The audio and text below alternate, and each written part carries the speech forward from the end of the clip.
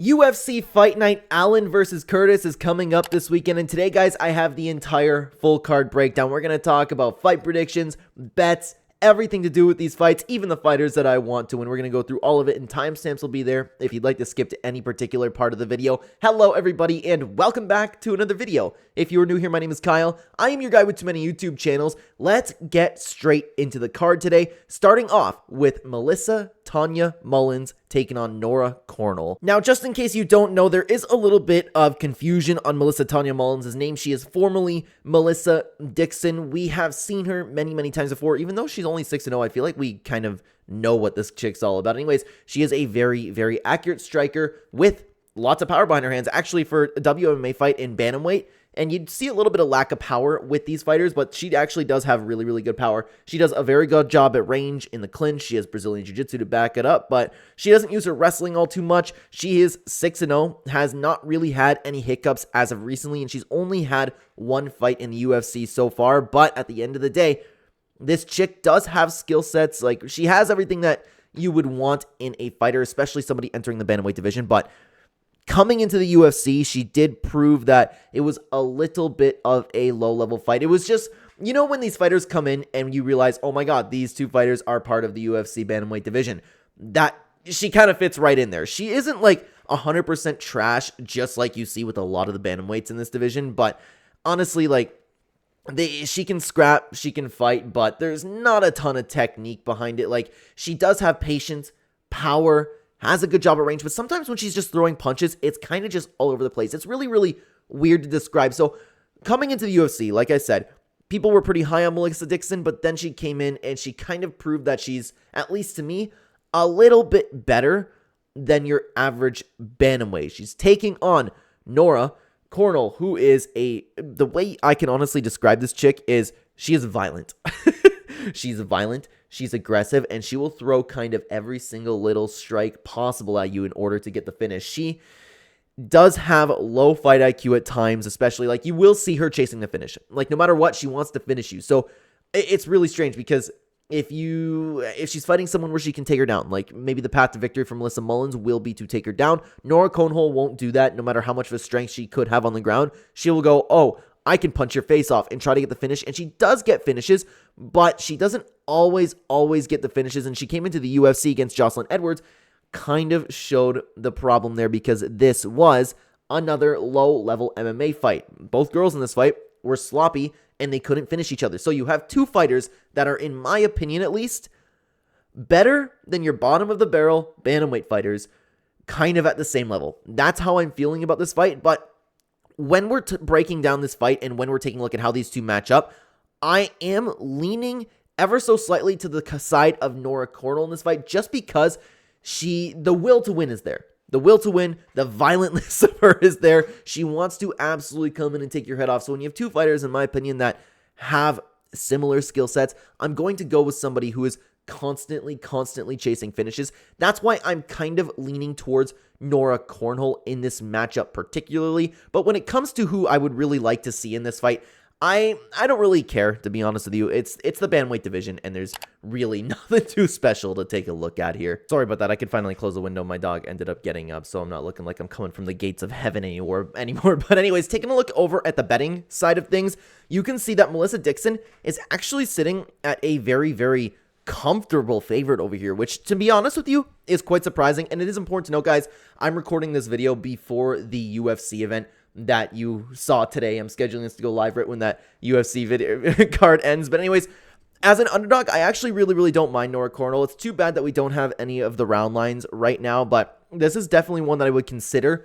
going over 1.5 rounds. If you guys don't know, I'm a big fan of over 1.5 rounds, but other than that, to bet on Nora Cornolle as an underdog, I don't really hate the idea, but this is certainly not one that I'm going to be touching myself. Let's keep going down the card, though, because I am very excited for this fight, particularly because of Cesar Almeida. We have Dylan Budka taking on Cesar Almeida. I want to start with Cesar Almeida, guys, because Cesar Almeida was very hyped up by the UFC. He's 36 years old, only 4-0 in MMA. He came into the Contender Series, and what's interesting about him is Dana wasn't going to sign him because he's 36 years old. Dana was really hesitant, but he came on as this hyped up kickboxer. I've never seen Cesar Almeida before the Contender Series before. Now, of course, we all know what he's about, and at least if you do any of these serious prediction videos, sometimes you go back and you watch some of these fights, right? But honestly, in MMA, there's not much to take a look at for Cesar Almeida. But anyways, he was hyped up coming in, and he ended up showing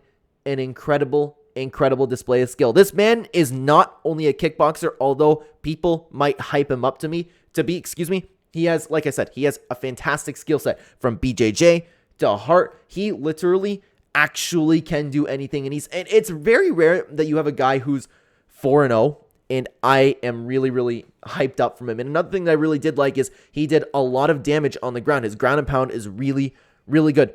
Cesar Almeida is a prospect at 36 years old that I am actually feeling really good about. He's taken on Dylan Budka, who is an okay striker himself, but he does have strengths in the Brazilian Jiu-Jitsu game. He's only had one hiccup in his recent fights, and in my opinion, this fight against Asmat Bekaev, I personally thought that he did lose this fight. This was a split decision loss. I've been watching this man in LFA for a long time, and he finally got his shot on the Contender Series, where he obviously got brought into the UFC now. So, guys, here's the thing. I am always hesitant about picking somebody who is 36 years old. It is, in my opinion, like, I know that sometimes I get comments on this channel and they talk about like, oh my God, well, what about this guy who's 38 and doing well? What about this guy who's 40? What about Glover Teixeira? Yeah, things happen, but in my opinion, 36 is like the absolute limit to what you should be doing in this octagon. The problem is, Cesar Almeida just impressed me. He impressed me, and I'm feeling good about him. He is good everywhere. He has heart. He has the skill set to do it. He has the kickboxing experience. And Dylan Budka, they could be feeding him to Cesar Almeida. But then again, is this somebody the UFC is really going to hype up? That's where I'm kind of stuck on. But Dylan Budka, he's 24 years old. He's only going to continue to get better. You have a 24-year-old versus a 36-year-old. You have somebody who is not the most experienced versus somebody who has a lot of fighting experience, but not necessarily MMA experience. That's why it's a little bit difficult to break down this fight. Guys, this is more of a gut feeling, to be honest with you. I think Cesar Almeida is going to win. I'm just high on him, and I have questions for Cesar Almeida if he were to move up further in the middleweight division. But for now, taking on somebody like Dylan Budka, also coming into the UFC, I know he has good experience over in LFA, and he's an okay fighter himself. Nothing really stands out to me, but I just like what I've seen from Cesar Almeida. I think he is fantastic, and I cannot wait to see him perform. And guys, like, as for who I hope to win, I am obviously on the Cesar Almeida train, but it also is important to note that I hope you guys can see this from my channel, that I don't let my heart sway things. There's just fighters that I definitely will be cheering for. I like Cesar Almeida a lot. He's a guy that's really easy to root for, in my opinion. Now, to take a look at the betting lines, guys, you can see that Cesar Almeida is not, I thought he would be a little bit more of a favorite, but you can see that you can catch him at underdog odds. This is honestly just probably going to remain to be a pick'em fight. Again, you have two guys coming to the UFC. I think that Cesar Almeida should be just a little bit more of a favorite from what we've seen, but I will strongly consider putting a play on Cesar Almeida. If you're interested, check out the channel membership to see what I actually end up doing with my money. But it's a tough one, man. It's a really tough one. I don't know if I want to hit any round lines, any particular way of finishing. It's just, this is, it's more of a gut feeling. Like I said, Cesar Almeida has just really impressed me from what I've seen, guys. And I'll comment down below because I'm interested to see if you guys are on the same train as me. But don't get me wrong, I'm not talking like Cesar Almeida is this world beater. I'm just talking about like a brand new fighter coming into the UFC from the Contender Series. Out of a lot of fighters in the Contender Series, he's one of those guys that really stood out to me. But I'm very hesitant, of course. How many times have we had these contenders come into the UFC and just completely bust? We've seen it more recently than anybody else. So that's what's really kind of stopping me from betting on Cesar Almeida. I'm kind of done putting any hope into guys that don't have that UFC experience. So that's kind of what's stopping me. But then again, Dylan Budka also doesn't have that UFC experience. So it's going to be a very interesting fight, and I really cannot wait for it. But let's continue moving over to Jean Matsumoto taking on Dan Argueta. And I know what I was just talking about, a bunch of these guys coming into the UFC. We have Jean Matsumoto, who is 14-0, has looked so good. I've been watching this guy in his LFA performances. He's taken on some very good opponents over in LFA. And of course, we all know he just came into the Contender Series and shined and ended up getting that UFC contract. He is an excellent excellent striker who typically doesn't stop pursuing the entire fight. He's also very accurate, and he's always throwing different shots, whether it's elbows, whether it's a front kick. Like, this guy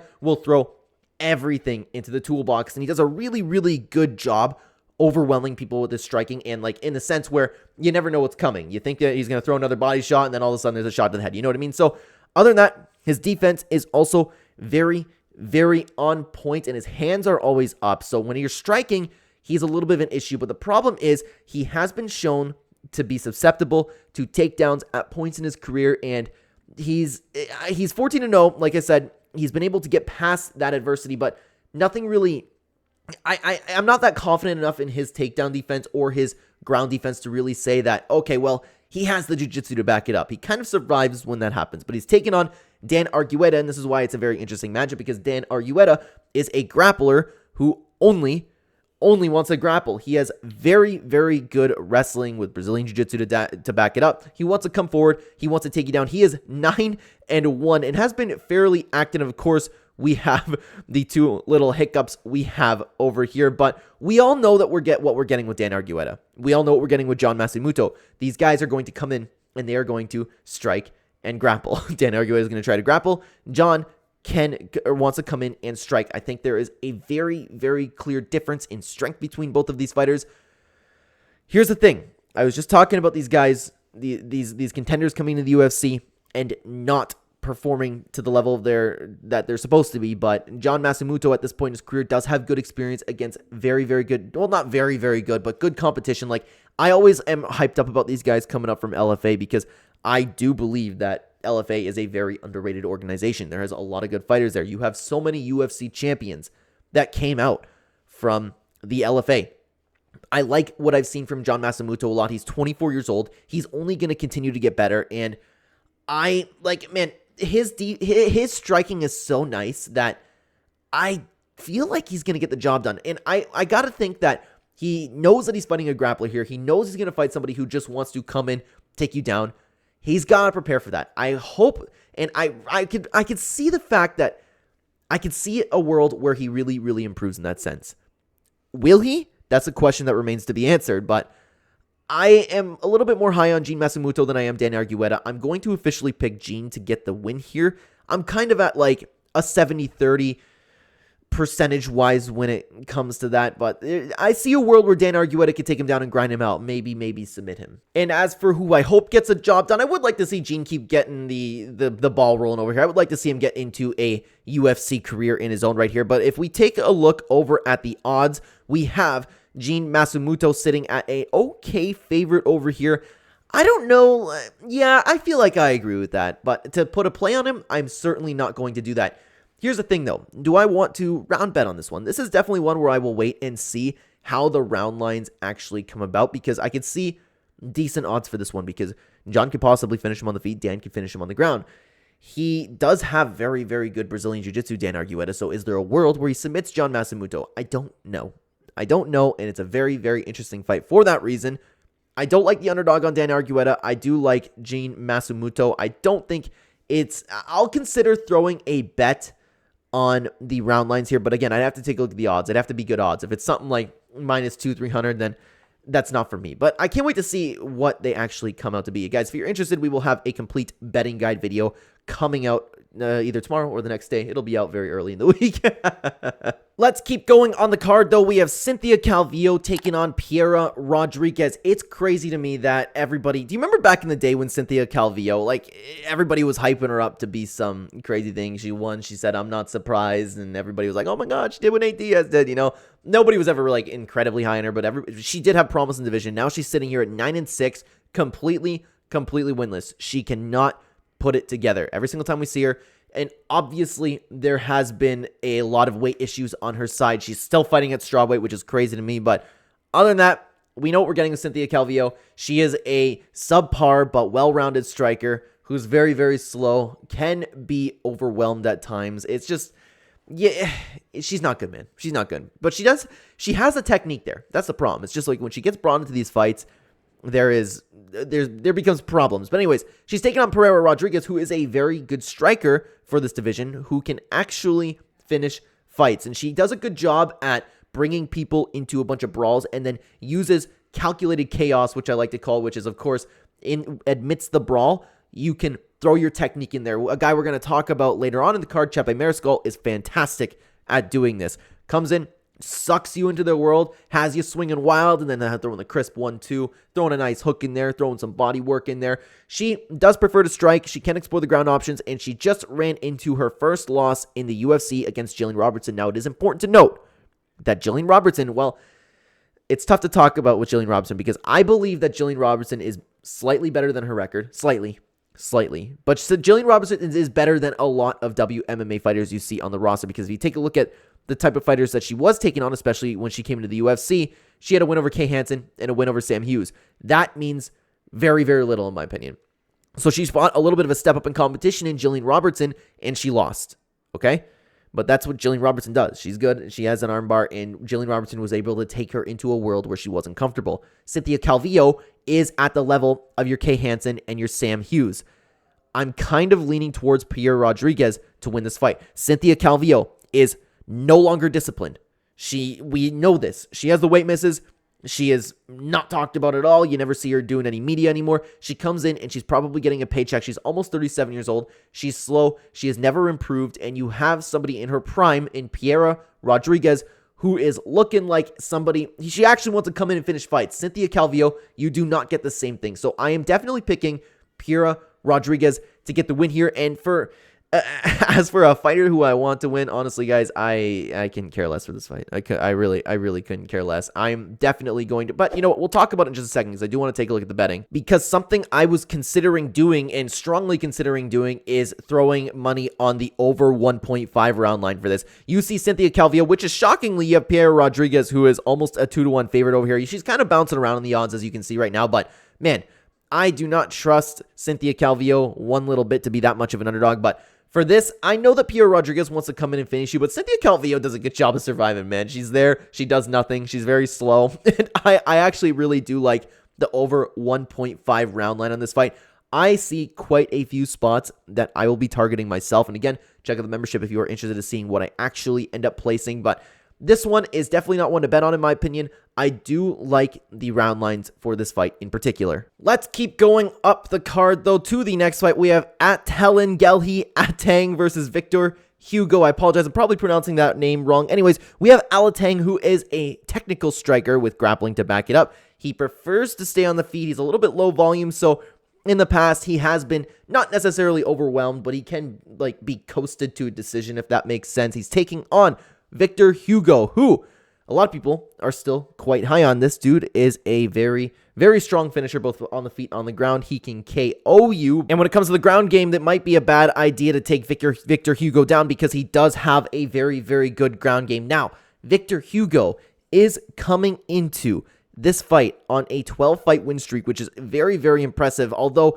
you can take a look at some of the opponents that he's fought. But it's really, really strange, because there's a mixture of opponents where it was pretty good, pretty bad, but then again, he came on to the Contender Series just 5 months ago, passed the test with absolute flying colors. This was a great, great fight. It was a very, very technical chess match on the ground, and Victor ended up getting a knee bar. I always love watching these guys when they come into the UFC, or excuse me, when they come to any fight, and it's just very, very nice grappling. That's why I'm a big fan of One Championship, to be honest. You get the mixture of MMA, grappling, Muay Thai, kickboxing, all that stuff. But anyways, this is clearly another striker versus grappler matchup, although Victor Hugo can absolutely finish you on the feet as well. It's just there is a clear path to victory for both guys. You have Alateng, who is a guy who just literally wants to stay on the feet and kind of just find the perfect shot and knock you out. And you have Victor Hugo, who wants to come in and finish you. And that's why I'm leaning towards Victor Hugo in this fight. He is the more dangerous guy. I can't just sit on somebody and predict them to win, who, when he's fighting somebody who has the options that Victor Hugo has, I can't bet on a guy to just stand there and wait for the perfect shot. He's low volume, like I said. He's a good striker. He's a technical striker, but at the same time, he can stand there and just wait for a shot, and the shot may never come. Victor Hugo wants to come in. If it's on the feet, he wants to finish you. If he takes it to the ground, he is very, very good there as well. Victor Hugo seems to be the hungrier fighter, literally in the cage. And honestly, when it comes to who I want to win, I would like to see Victor Hugo get the win here, because again, he is pretty fun. I would like to see him extend the win streak. He's currently on a 12-fight win streak, which is crazy. I would love to see how far he can actually bring that. So I hope Victor Hugo gets the job done. Let's take a look at how the betting is over. Oh, man. There's nothing available yet. We will have an update on this one when it comes to the complete betting guide that will be out in a couple days at the very, very most, guys. Check it out. Let's keep going into the next fight. And for this fight, guys, it's actually like, I can't believe we're actually seeing Germaine de Randamie. How I forgot until I went to go take a look at this card and like put this whole video together. I forgot that Germaine de Randamie was fighting. It's been so long since we've seen her. Off the top, I don't know how long it is actually, like off the top of my head. I mean, 3 years, 5 months ago against Juliana Pena. We haven't seen her in that long, but we all know Germaine de Randamie, a very, very stand-up fighter who is a featherweight, and she's cutting her way down to bantamweight. It's not the first time we've seen her here, but she is a very, very big, powerful striker who has a little bit of a tendency to hit after the bell. So when people do that and get away with it, it's something to take into consideration. But she's taking on Norma, the Immortal Dumont, who is a very, very patient and technical striker who has been exposed before on the ground being taken down, but she does have seemingly skill set on the ground. But it's just like, there have been times where she's been taken down and kind of worked over, but Norma Dumont is very, very good for the bantamweight division, and Germaine de Randamie is actually a really good striker in herself. It's just the problem is, and this is the glowing problem in my opinion, she is almost 40 years old. We haven't seen her in almost 4 years. That's really, really rough, especially for the bantamweight division, especially, yeah, you know what, you're clearly out of your prime, and she was already kind of slowing down. How much more is she going to slow down? Why is she taking this fight? What's her motivation? I don't know. But when they actually match up, let's say this is a Germaine de Randamie in her prime. She definitely would have the power advantage. She definitely has a reach advantage. Germaine de Randamie does a good job of using her range, but I do like the striking of Norma Dumont. She's very patient. She's very technical. She throws every single shot with, like, the way you're supposed to throw strikes, right? She never really goes crazy and lets her hands go. She does what she's supposed to do when she's striking. Like you said, she is very technical. She's a very good fighter, and she's one of the better fighters at the bantamweight division. I'll say that both of these fighters are better than the champion, to be honest with you. But for this fight in particular, like, Norma Dumont has been, I mean, first of all, is it even really worth taking a look at Germaine de Randamie's record? Because we're getting into 7 years ago, 5 years ago, 4 years ago, 4 years ago, 3 years ago. Like, I don't really think that makes all of a difference, and to be honest with you. And she's fought very low-level competition. Very low level. You have Norma Dumont, on the other hand, who is taking on better competition, but still, it's the bantamweight division. There's really nothing to... Sorry, single time I see Chelsea Chandler. But I think Norma Dumont's going to get the win here. The only thing that I could see being a little bit of an issue is the huge reach advantage Germaine de Randamie does have, and she uses her range very well. She's very powerful. I can see her clipping Norma Dumont from the outside, but I question if her power's there. I question her motivation for taking this fight. She's almost 40 years old. I think Norma Dumont is definitely the safer pick when it comes to these two fights, and for who I want to win, absolutely Norma Dumont. She's better for the division. She is a fighter who is actually good at this division, so for someone like her to go on a roll and kind of become champion, that would be a lot better to see than what we have right now. I hope Norma Dumont gets the win here. I don't like it enough to bet on, but I do want to take a look at the betting lines over here because we have a little bit of an interesting go over here. The fight is relatively close. Like, people, you can see that there is value to be placed on Germaine de Randamie here. I actually, if you're thinking about putting money on this fight, I don't mind her at that kind of plus odds because I was thinking that Norma Dumont would be a little bit more of a big favorite. I don't know, man. I don't know. This one's not safe for me. I like, especially when Norma Dumont fights, because she does a very good job at slowing down the pace and kind of bringing people into her own world. I do really like the round line for this one. I hope we get a 1.5 round line. That would be ideal. That's one that I would strongly consider hitting, but for money line on this, definitely not one that I am going to play. I know people will be all over Norma Dumont this time around, but I don't know, man. I don't know. Germaine de Randamie is powerful. She can clip Norma Dumont. That is a very, very real possibility, and you guys need to understand that. Let's keep going into the next fight, though, because next fight we have is Ignacio Bahamondes taking on Christos Giagos, and this is a very, very fun fight, in my opinion. I love watching, honestly, both of these guys. You have Ignacio Bahamondes, who is a very, very big striker for the division with good volume, but he does throw more volume than power. That is important to note. He doesn't always throw a lot of power shots. He uses movement incredibly, incredibly well and does a great job getting out of the way of strikes on the feet. He wants to keep the fight on the feet, and he has okay takedown defense, but he's taken on Christos Giagos, who is a very, very tough guy, who has a ton of heart, but unfortunately, not so technical striking, but he does have good grappling.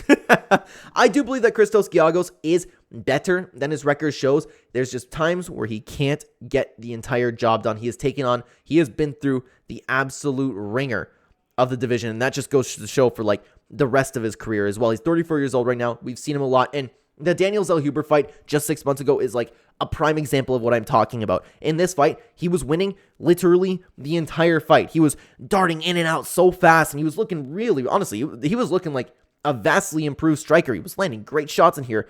He ended up shooting a takedown after eating a big shot, and Zellhuber ended up finding a very, very sneaky anaconda. This dude was about to be a huge parlay bust, but that just goes to show like the type of fighter that Christos Giagos is. He doesn't always put it together, but he is capable of being in there and winning against the best of the best. Ignacio Bahamondes is just coming off of his first loss after a 3-fight win streak that he was put together, and unfortunately, there's nothing you can do about that. He just ended up losing the fight. He just couldn't put it together that time around, but Ignacio Bahamondes is a striker and very big for the division. Like I said, this is a guy where you have to worry about his reach advantage, and he will have a decent reach advantage over here, but this is a tough fight to pick, guys. This is a really, really tough fight to pick. This is definitely not a fight that I want to bet on, to be honest with you. Oh, man. Guys, I think this is closer to a 50-50 fight.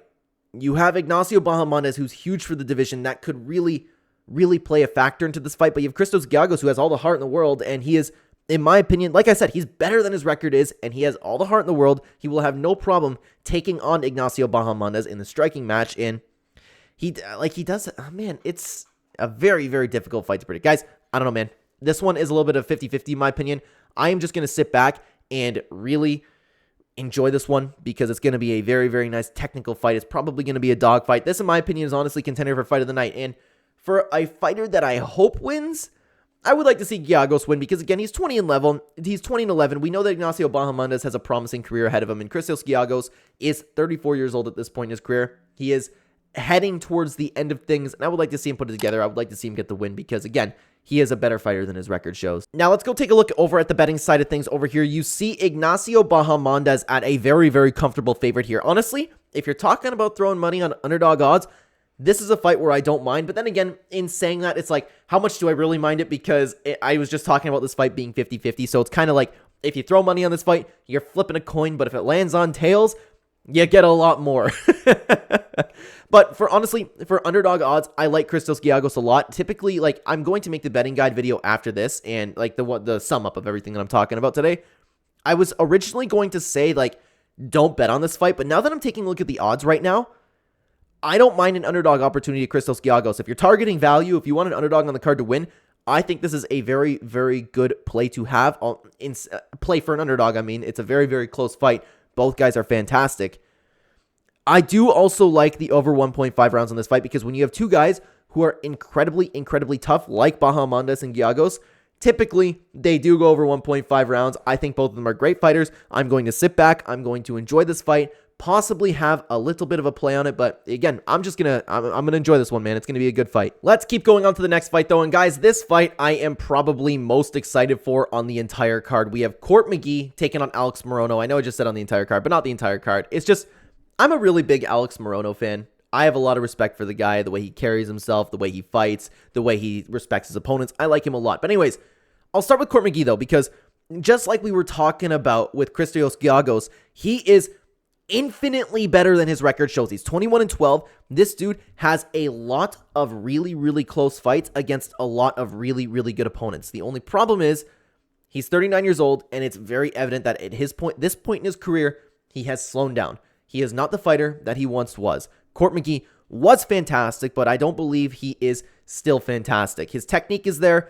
It's just his body at this point can't exactly keep up with the talent level of the UFC. Of course, you can see that he is coming off of, he had 2 wins just 2 years ago, but then he's coming off of 2 really rough losses, both against Jeremiah Wells and Matt Brown, and being knocked out by Matt Brown at this point, Matt Brown's career kind of says something about where your body is. You know what I mean?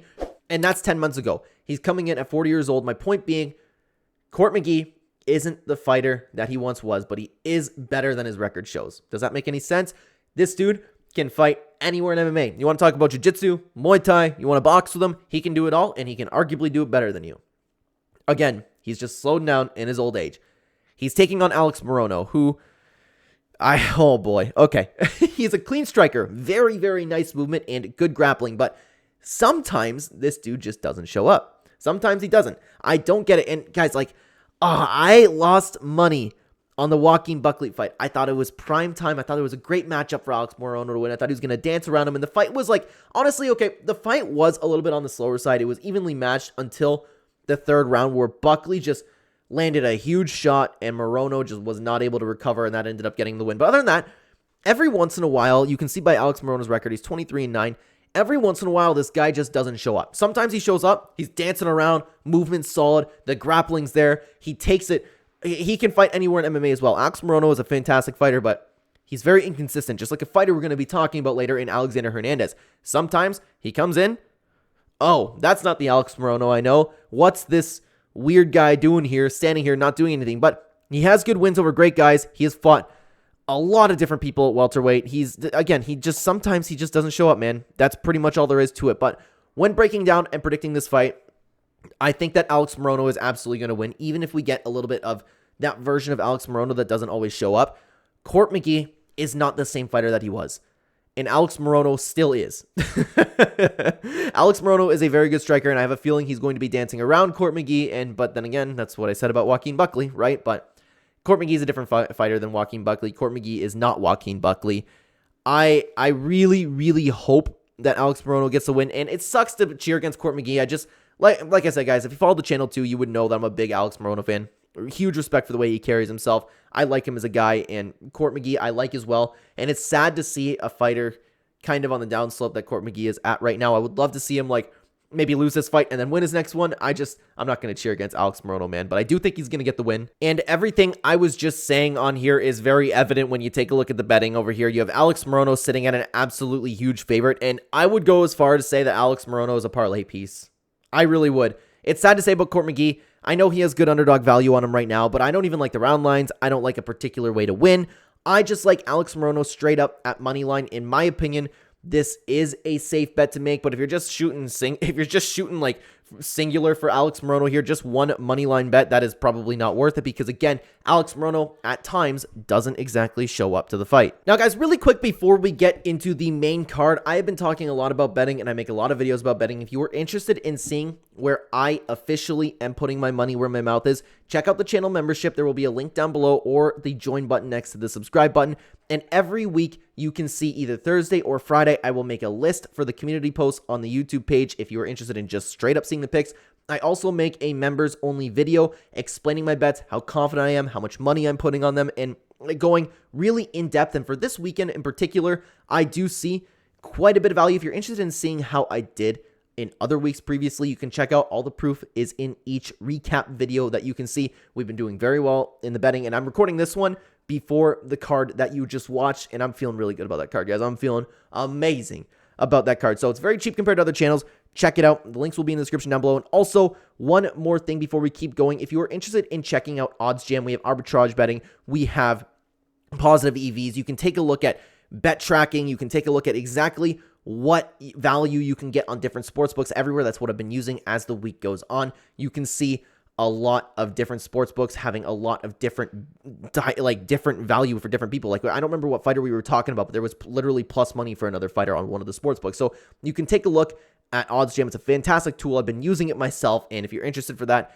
check out the promo code down below. You can use code Clenbat and or the link in the description down below. It'll also be in the pinned comment, guys. Thank you so much for listening to this. Let's get into the main card. Starting off with Trevor Peek taking on Charlie Campbell. This might be fight of the night, and this might just be because of Trevor Peek. So we all know Trevor Peek, guys. We all know Trevor Peek. He's a guy who walks forward and wings punches with a little technique and wants to finish you. He can take you down, but you can never really count on his takedowns. But Trevor Peek, he has that in his back pocket.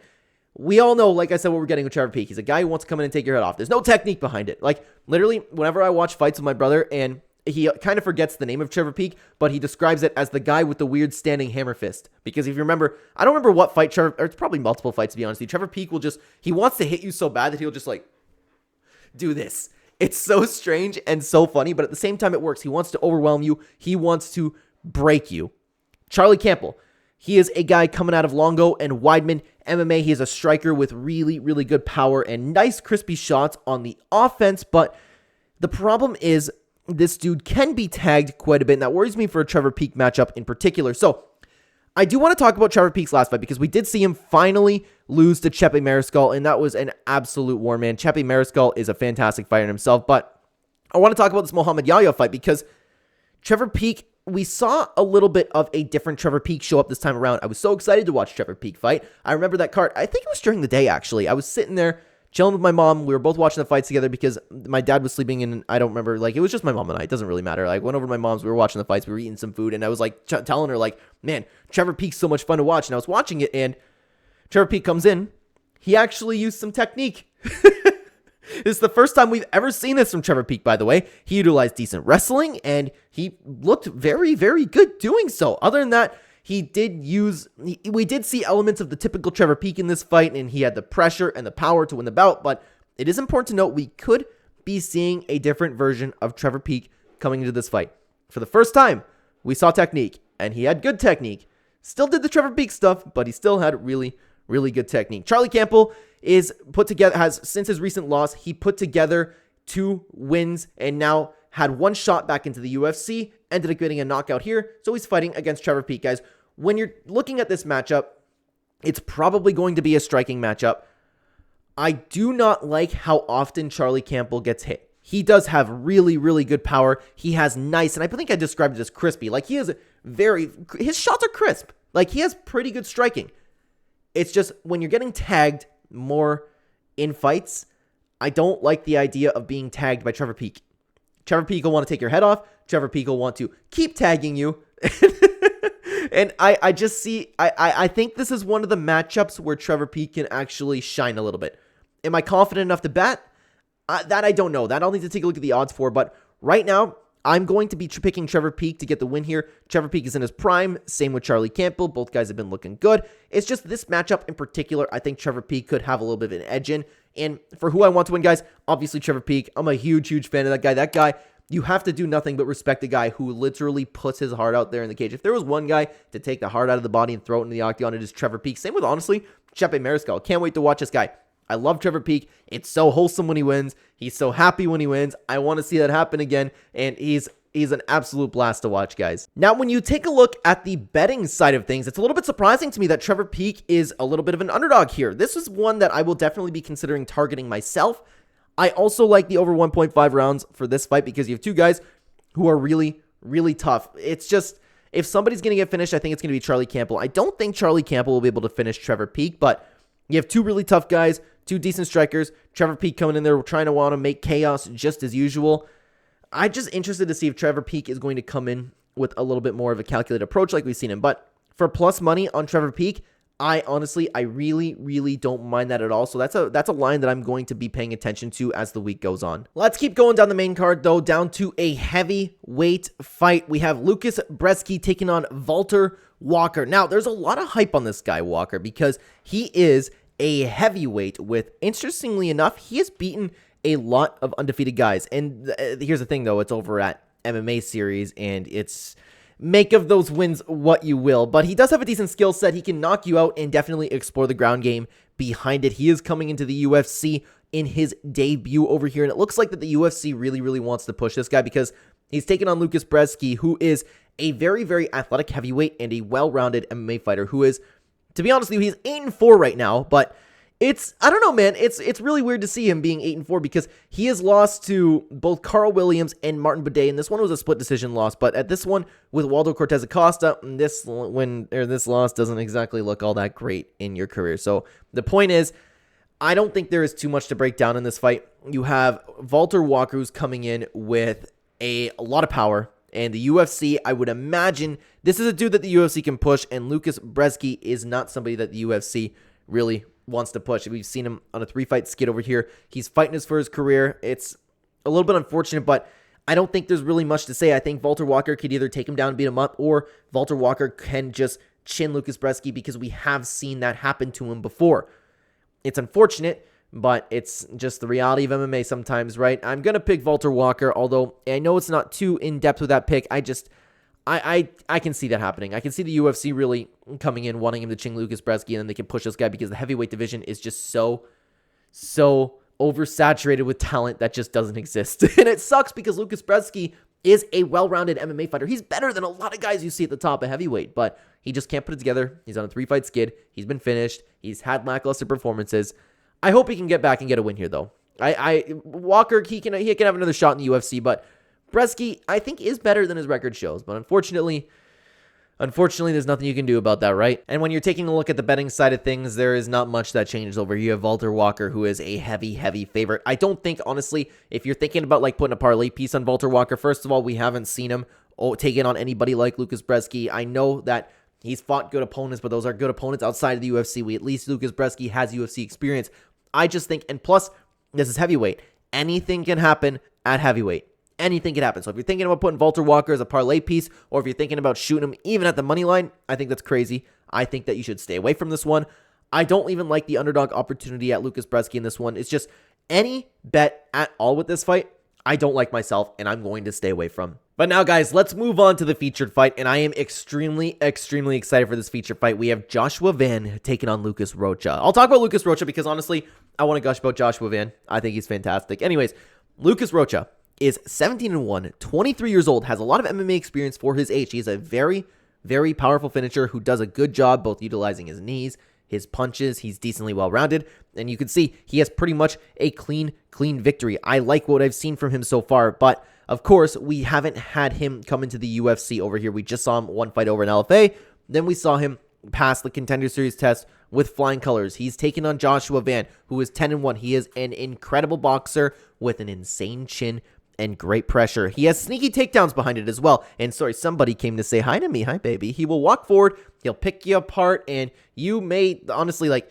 he just makes you think about where he's hitting you. He does such a good job with the striking. Sorry, my hands look weird right now. I'm playing with my dog. Hi, baby. Hi, baby. But Joshua Van is great.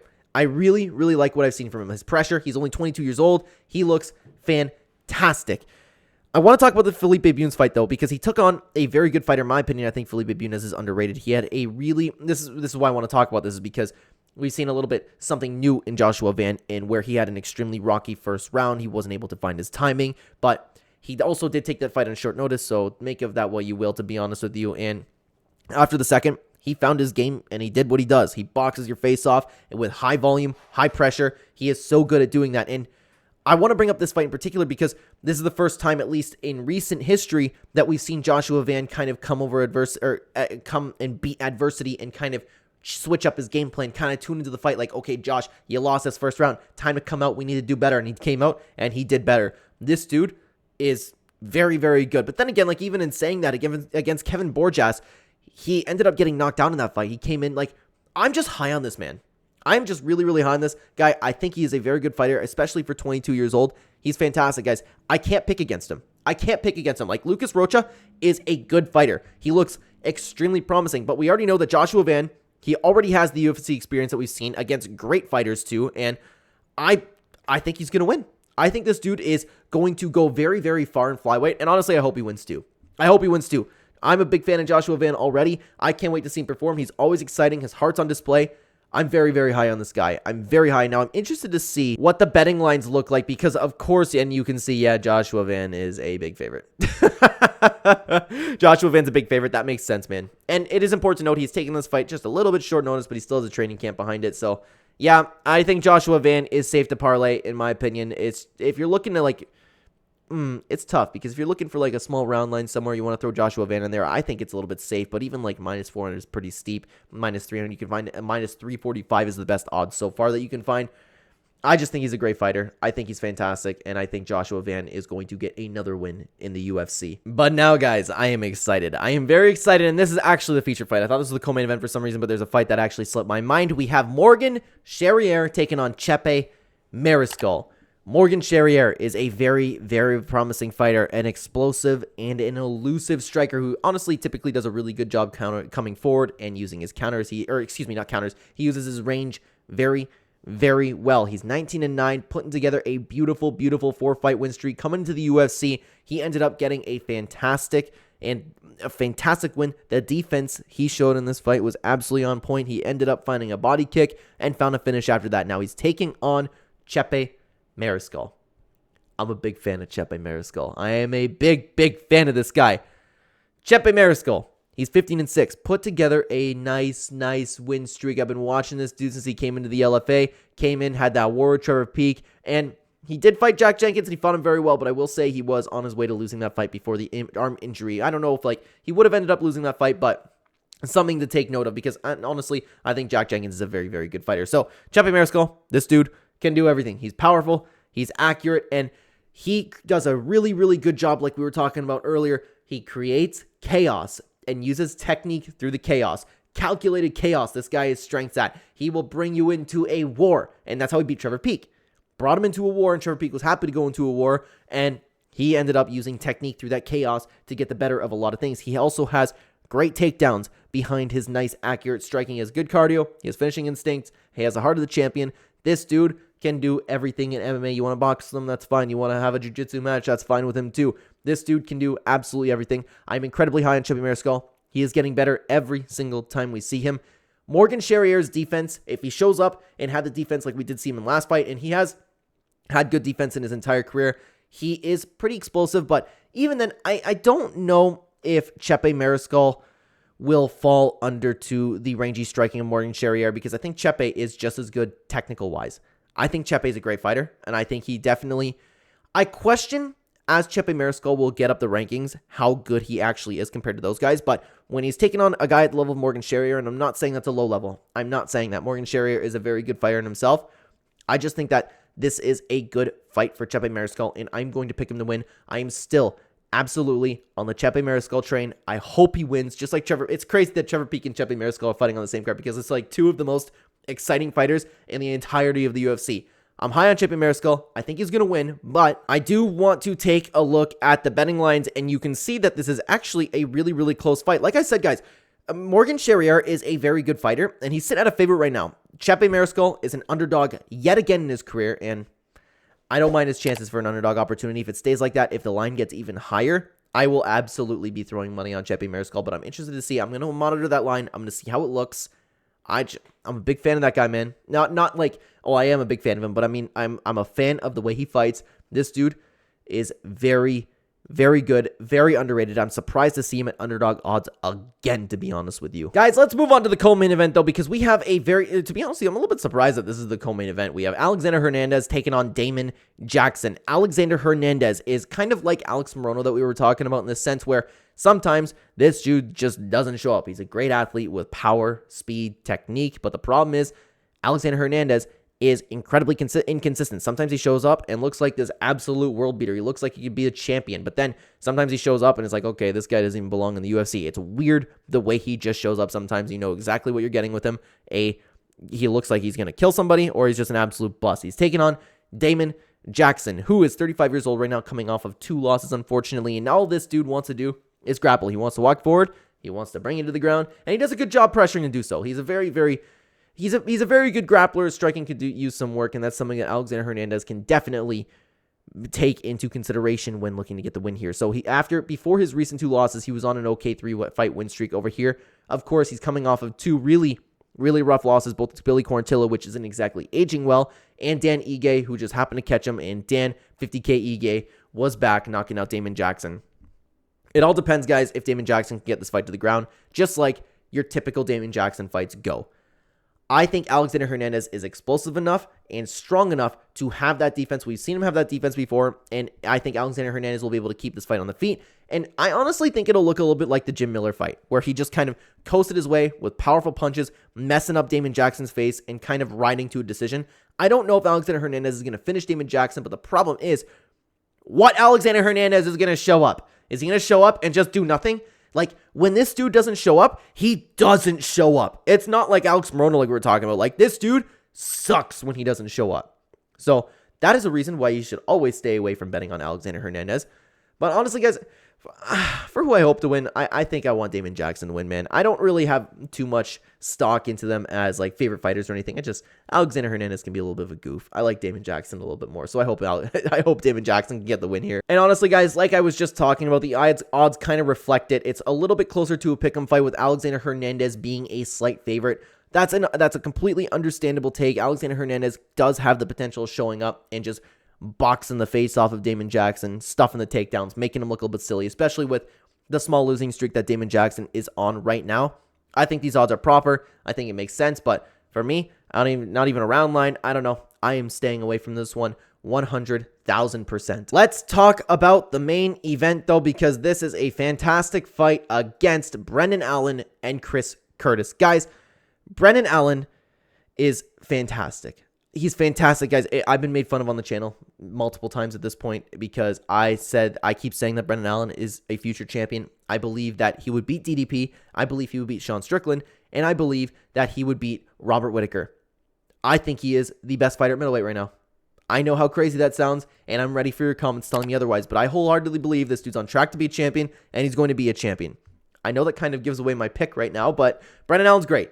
He's great everywhere. This dude is fantastic at MMA. He can do anything, and he's getting better each time he improves.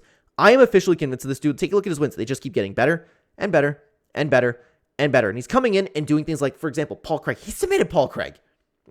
Like, he comes in and he can do what you do, but better. It is important to note, Chris Curtis has taken this fight on short notice, and that's even worse for Brendan Allen. Now, what's interestingly enough is Chris Curtis, they had a very, very good performance the first time they fought around. Chris Curtis ended up getting the win over Brendan Allen, which is pretty crazy in my opinion. But Chris Curtis has been an inconsistent but regular fighter, like active fighter, and he's coming off of a split decision win against Marc-Andre Barriol, which honestly wasn't all that impressive. Brendan Allen's one of those fighters that can do absolutely anything in the game.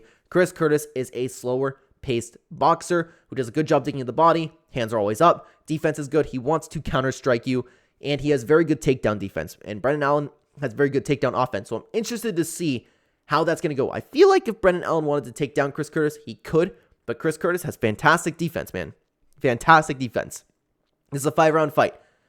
And you know what I think about when I see a 5-round fight? I think about, is Chris Curtis going to throw a little bit of a hissy fit in the octagon?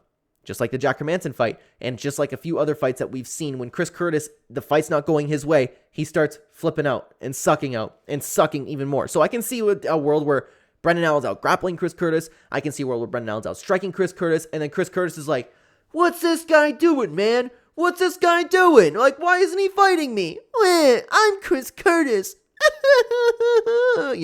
Like this dude actually throws a little bit of a hissy fit in the octagon, and then he's going to throw a hissy fit on Twitter after. It's crazy to me. And then he's going to blame it on the fans somehow. So I really do believe that's something you need to take into consideration when you're talking about a 5-round Chris Curtis fight, because that is 10 extra minutes where you have the potential for Chris Curtis to just have a mental breakdown in there and then fall apart. And then Brendan Allen's going to keep going in. He's going to be striking, grappling, whatever he's doing. He's going to be doing it better and better as the fight goes on.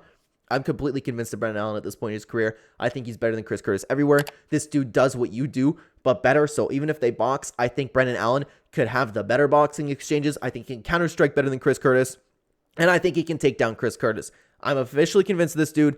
I think he's going to be champion, and I think he's going to beat Chris Curtis. And to be honest with you, for who I want to win, I really want Brendan Allen to win. I'm not a huge fan of Brendan Allen, to be honest with you. Like, I don't dislike the guy, but I just think he's a great fighter. That's all. I think he's a great fighter.